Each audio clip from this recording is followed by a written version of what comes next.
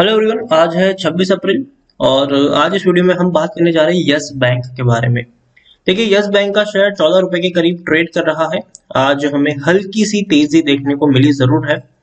Video में हम discuss करेंगे कि आखिर यस बैंक के शेयर में चल क्या रहा है, खरीदारी का मौका है कि नहीं, जिन्होंने ऑलरेडी खरीदारी करके रखी है उनको क्या करना चाहिए, उन सारी चीजों के बारे में इस वीडियो में हम डिस्कस करेंगे। लेकिन उससे पहले अगर आपने अभी तक चैनल को सब्सक्राइब नहीं किया है तो प्लीज अभी इसे सब्सक्राइब कर लीजिए, क्योंकि आगे भी बहुत सारे वीडियोस हैं जो आपको काफी ज्यादा हेल्प करेंगे। उसके साथ साथ अगर आपने अभी तक मेरी टेलीग्राम चैनल को ज्वाइन नहीं किया है तो उसको भी ज्वाइन करना मत भूलिएगा, लिंक आपको डिस्क्रिप्शन में मिल जाएगा। तो बात करते हैं यस बैंक की। यस बैंक का शेयर 14 रुपए के करीब ट्रेड कर रहा है। पिछले एक महीने में देखे तो ये शेयर लगातार नीचे की तरफ टूटा है। देखिए, लगातार 16 रुपए 40 पैसे से ये लगातार नीचे की तरफ धंसता आ रहा है। 14 रुपए तक का लो भी ये बना चुका है। पिछले एक साल में देखें तो पिछले एक साल में इसमें 47% तक की हमें गिरावट देखने को मिल रही है। अब देखिए, शेयर 30 रुपए के ऊपर था, टूट के बिखरा, 12 रुपए के करीब पहुंचा, तेजी आई, गिरावट आई, तेजी आई, गिरावट आई। देखिए क्यों ये 30 रुपए से 12 रुपए तक आया था। तब एफपीओ लॉन्च हुआ था और तब मैंने कहा था कि हाँ, अब मुझे ये शेयर सस्ता लग रहा है, अब अगर आप चाहे तो बाइंग कर सकते हैं। फिर बाद में तेजी भी बनी, बाद में गिरावट भी आई, फिर बड़ी रैली बनी, फिर बड़ी गिरावट आई। अभी नीचे जा रहा है शेयर, ठीक है, लेकिन एक बड़ी तेजी दोबारा से आपको देखने को यहाँ पर मिलने के चांसेस भी ज्यादा है। यस बैंक में एक और बड़ी खबर बहुत जल्दी आने वाली है। अब क्या वो खबर है उसके बारे में भी हम बातचीत करेंगे, लेकिन उससे पहले देखें तो 35,000 करोड़ से भी ज्यादा का इसका मार्केट कैप है, लार्ज कैप शेयर है ये। एनएससी में देखें तो 7 करोड़ से भी ज्यादा का इसका वॉल्यूम ट्रेड है। बड़ी क्वांटिटी में लोग खरीदारी बिकवाली यहाँ पर कर रहे हैं। इतना ही नहीं, अगर हम शेयर होल्डिंग की बात करें तो 13.77% की होल्डिंग एफआईएल्स के पास है, 0.30% की होल्डिंग म्यूचुअल फंड और 5.57% की होल्डिंग इंश्योरेंस कंपनी यहाँ पर ओन करती है। हाईएस्ट पब्लिक शेयर होल्डर में आपको स्टेट बैंक ऑफ इंडिया देखने को मिल रहा है 30% की होल्डिंग के साथ। स्टेट बैंक ऑफ इंडिया यहाँ पर 30% की होल्डिंग ओन करते हैं और इंडिविजुअल इन्वेस्टर होल्डिंग भी 29.12% के आसपास देखने को मिल रही है। यहाँ पर आप देखिए तो 2019 में डिविडेंड पे किया था, उसके बाद कोई डिविडेंड पे नहीं किया। लेटेस्ट अपडेट अगर हम देखने की कोशिश करें तो देखिए, यस बैंक का जो प्लान था उसको पहले आरबीआई ने रिजेक्ट किया। अब यस बैंक जो है वो प्लान बी की तरफ आगे बढ़ रहा है। अब यस बैंक का प्लान क्या था उसके बारे में हम बातचीत करें तो जो प्लान था इनका यस बैंक का वो कुछ इस तरीके से था, जो आरबीआई ने रिजेक्ट कर दिया था। देखिए, यस बैंक अगर हम बात करें तो राणा कपूर के तौर पर हम, जब राणा कपूर यस बैंक के करता धरता थे तब ऐसे ऐसे लोन बांटे गए जो कभी भी रिकवर नहीं हो पाए। ये हम सब जानते हैं किस तरीके से लोन ऐसे बांटे गए जिनको रिकवर करना ही मुश्किल था और वो कभी रिकवर नहीं हो पाए। तो जब पूरा का पूरा मैनेजमेंट चेंज हुआ तो नया मैनेजमेंट ये चाहता था कि जो पुराने और बैड लोन्स है उसको हम पूरी तरीके से रिशफल कर पाए। तो देखिए, यहाँ पर प्लान यही था कि जो रिजर्व बैंक ने इनको रिजेक्ट किया था कि reserve bank of India has rejected yes bank application to set up assets reconstruction company.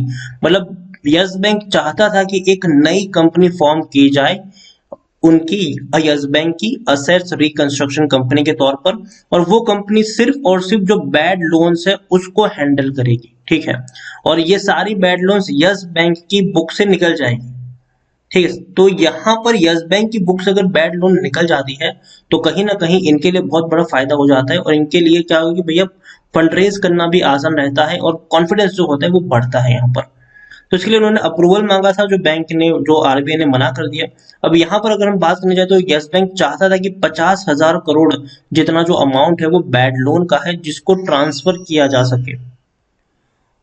और यहाँ पर यह भी था कि many foreign investor has express interest to invest in ARC. मतलब इसमें इन्वेस्ट करने में काफी फॉरेन इन्वेस्टर जो थे वो मतलब इंटरेस्ट अपना दिखा भी रहे थे। द बैंक हैज बूपिंग infusion of 1,000 crore capital with ARC. मतलब बैंक चाहते हैं कि भैया 1,000 करोड़ का हम इन्फ्यूजन यहाँ पर कर देंगे और बाद में वो इसको हैंडल करते रहेंगे।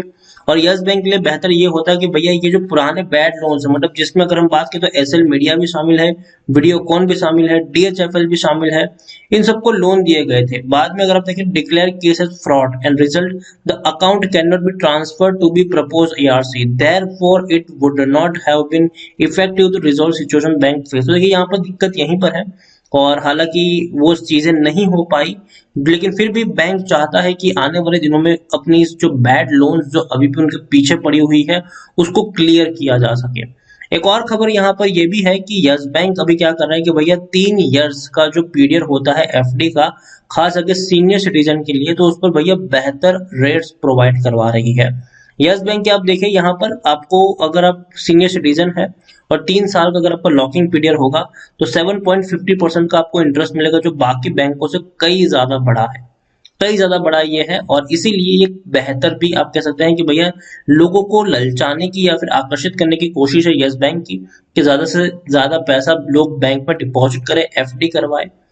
एक और चीज यहाँ पर ये भी है कि यस बैंक ने जो रिलायंस ग्रुप के हेडक्वार्टर पे जो कब्जा कर लिया था, और रिलायंस के अनिल अंबानी ग्रुप की जो कंपनी है वो पैसा चुका नहीं पा रही, तो भैया उन्होंने यस बैंक को अपना हेडक्वार्टर ही दे दिया। तो अब हेडक्वार्टर पर अब बैंक अपने एम्प्लॉयज को मूव करवाने की कोशिश करेगी, मतलब अपने ऑफिस की तरह उसको यूज करने का काम करने वाली है आने वाले दिनों में यस बैंक। यहाँ पर यस बैंक के बारे में देखें तो टेक्निकल रेटिंग अभी भी अच्छी नहीं है, क्योंकि अगर हम देखें तो कोरोना के केसेस लगातार बहुत बड़ी पैमाने पर बढ़ रहे हैं।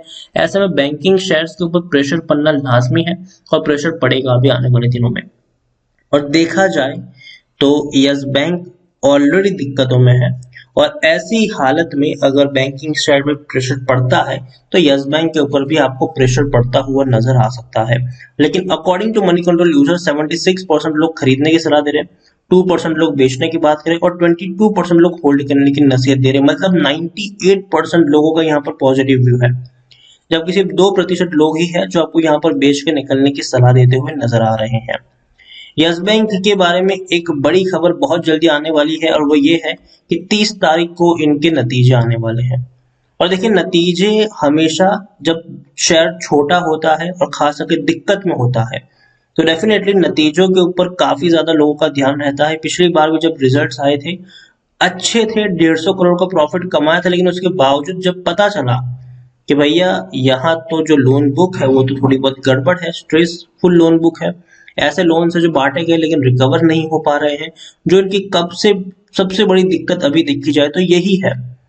तो ये चीज इंटरेस्टिंग होगी देखने के लिए कि इस बार जो स्ट्रेसफुल लोन बुक हमें देखने को मिल रही थी वो अभी भी इनका पीछा कर रही है कि नहीं, और प्रॉफिट कमा पाते हैं कि नहीं इस क्वार्टर में, वो भी काफी ज्यादा इंटरेस्टिंग होगा देखना। ओवरऑल यस बैंक के बारे में डेफिनेटली मुझे ये सब पसंद आता है, लेकिन लॉन्ग टर्म के लिए, ठीक है। अगर आप 1-2 महीने के लिए निवेश करना चाहते हैं तो भैया इससे दूर ही रहे, हाथ जोड़ के इससे आप गुजर जाए। लेकिन इसमें अगर आप 2-3 साल का निवेश करना चाहते हैं तो डेफिनेटली एक अच्छा शेयर है, बढ़िया शेयर है। लॉन्ग टर्म के लिहाज से मुझे यस बैंक पसंद आता है, शॉर्ट टर्म के लिहाज से मुझे यस बैंक बिल्कुल भी पसंद नहीं आता है। तो यही कहूंगा कि अगर आपका प्लान लॉन्ग टर्म का है, 2-3 साल का अगर आपको यहाँ पर निवेश करना है तो डेफिनेटली अच्छा बैंक है। धीरे धीरे सिचुएशन बेहतर होती है। हम सबको पता है कि भैया जो स्ट्रेसफुल लोन बुक थी वो 50,000 करोड़ की राणा कपूर के टाइम की थी, अभी उसको क्लीन अप होने में, बेहतर होने में, रिकवर होने में लंबा वक्त लगता है। बैंक ने फंडरेजिंग भी करी, और उस फंडरेजिंग के पैसों से बैंक आने वाले दिनों में जो पैसा है उसको काफी सोच समझ के इस्तेमाल भी कर रहा है। बैंक ने कहा है कि भैया आज से हम रिटेल लोन पे ज्यादा फोकस करेंगे, मतलब आप और हमारे जैसे जो लोग होते हैं जो बैंक से लोन लेते हैं और बदले में कुछ ना कुछ भैया गिरवी रखते हैं, गारंटी के तौर पे कुछ ना कुछ रखते ही हम लोग, और रिकवर करना भी आसान रहता है। आप और हमारे जैसे लोगों से जो पैसा होता है वो रिकवर करना भी बहुत ज्यादा आसान होता है बैंक के लिए। जबकि जो बड़े बड़े उद्योगपति होते हैं, अगर 1-2 उद्योगपति ने डिफॉल्ट मारा तो सीधा बैंक को 3-4 हजार करोड़ की चपत लग जाती है।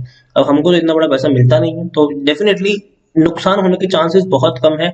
और ये एक खूबी है एचडीएफसी और आईसीआईसीआई जैसे बैंक की कि उनकी जो पकड़ है वो रिटेल में बहुत ज्यादा है, ना कि बिजनेस लोन्स में।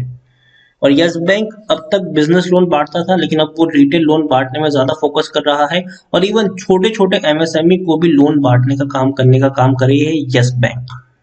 तो एक अच्छी बात है कि छोटे बिजनेसेस को आप ज्यादा बढ़ावा दे रहे हो, आप रिटेल लोन बुक पे ज्यादा फोकस कर रहे हो, और डेफिनेटली ये एक पॉजिटिविटी के तौर पर काम करने वाली है यस बैंक के लिए।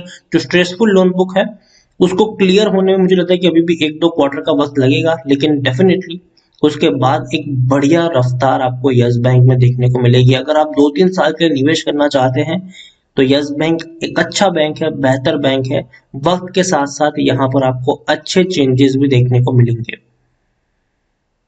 तो वीडियो को यहीं पे एंड करूंगा। 30 तारीख को डेफिनेटली इसके रिजल्ट्स आने वाले हैं, उस पर सबकी नजर भी रहेगी। वीडियो पसंद आया हो तो लाइक करो, शेयर करो। चैनल पर अगर पहली बार आए तो प्लीज सब्सक्राइब करो। यस बैंक के बारे में आप क्या सोचते हैं वो भी आप मुझे कमेंट में लिखकर बता सकते हैं। Thank you.